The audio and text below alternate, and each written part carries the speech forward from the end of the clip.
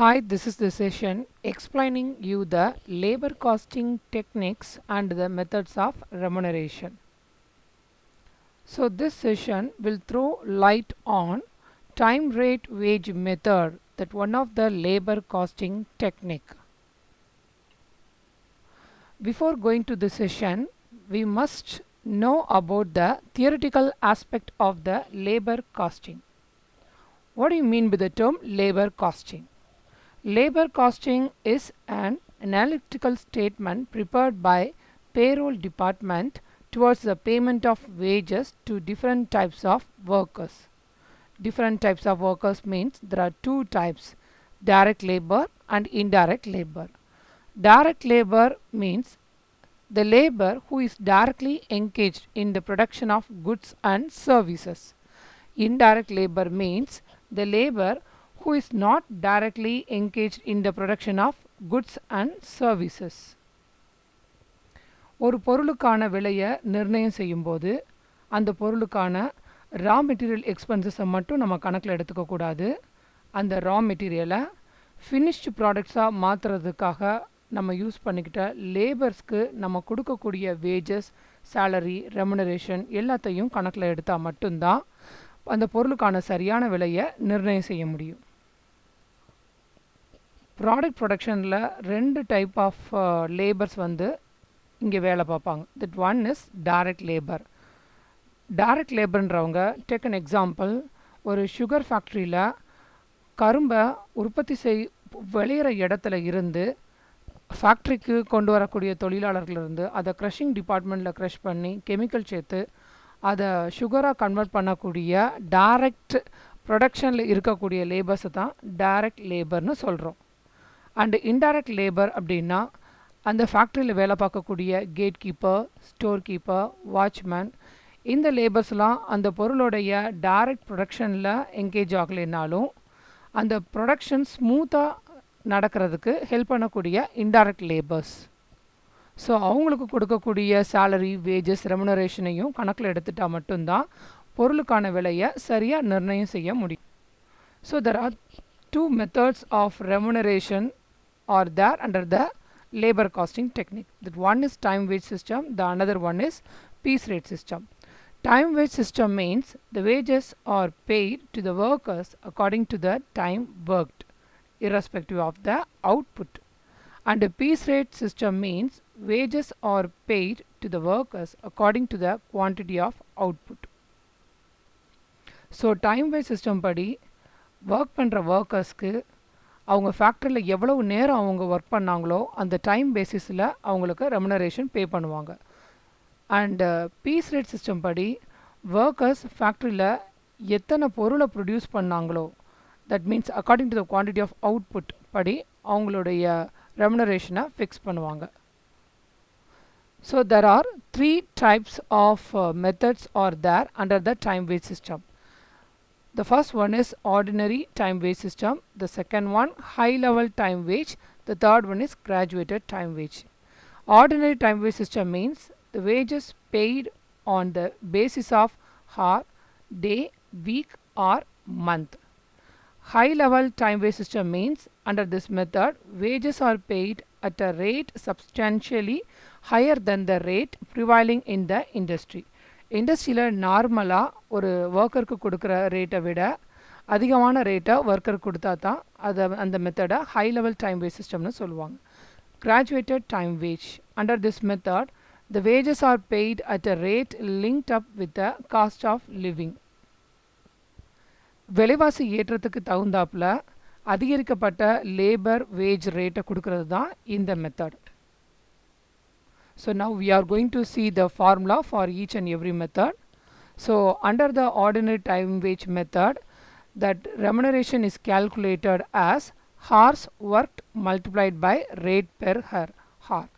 That means எவ்வளவு நேரம் அந்த ஃபேக்ட்ரியில் அந்த ஒர்க்கர் ஒர்க் பண்ணாரோ அந்த hours இன்ட்டு ஒரு மணி நேரத்துக்கு அவருக்கு கொடுக்கக்கூடிய ரெமுனரேஷன், அதை மல்டிப்ளை பண்ணி வர அமௌண்ட்டு தான் ordinary time wage system. The next one is high level time wage system. Here the formula is hours worked multiplied by rate per hour, that is which is higher than the rate prevailing in the industry.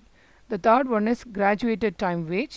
Here the formula is hours worked in the factory into rate per hour plus hours worked in the factory into DA, that means dearness allowance per hour. அதிகரிக்கப்பட்ட wage rate depending upon the rise in prices. Now we are going to see one problem for each method. In this problem, it is asked to calculate the wages under the ordinary time wage system. Here, the standard time to complete one job is 60 hours. ஒரு particular வேலையை complete பண்ணுறதுக்கு கொடுக்கப்பட்ட சராசரியான நேரம் 60 மணி நேரம்.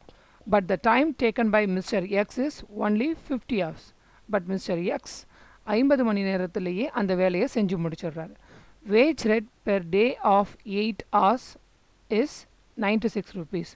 8 மணி நேரம் கொண்ட ஒரு வேலை நாளுக்கான சம்பளம் remuneration வந்து 96 rupees. That means one day 8 hoursக்கு 96 rupeesனா 1 hourக்கு rupees 96 divided by 8 is equal to rupees 12 per hour.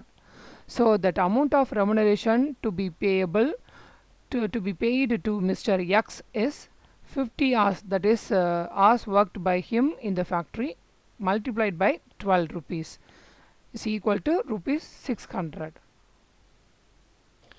In the next problem, it is asked to calculate wages under high level time wage system. In this problem also, the standard time to complete the particular job is 60 hours. But the time taken by Mr. Y to complete that particular work is 50 hours. 60 மணி நேரத்தில் செய்ய வேண்டிய வேலையை Mr. Y 50 hoursலேயே செஞ்சிட்டார்.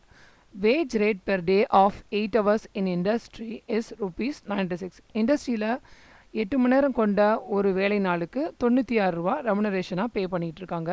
But Mr. Y demands higher wage rate of 120 rupees due to his specialized skill and perfect work.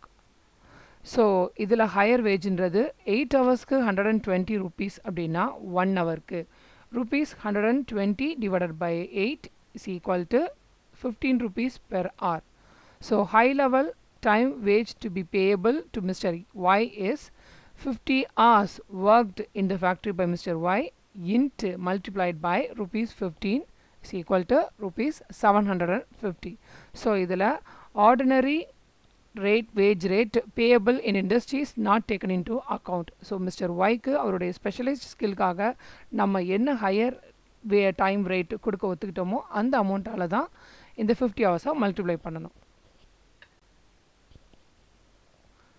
And this is the next question, and it is asked here to calculate the wages under graduated time wage system. Here is also the standard time to complete the job is 60 hours, but the time taken by Mr. Z to complete that particular work is 50 hours only. So wage rate per day of 8 hours, that means 8 மணி நேரம் கொண்ட ஒரு வேலை நாளுக்கு 96 rupees will be given as remuneration.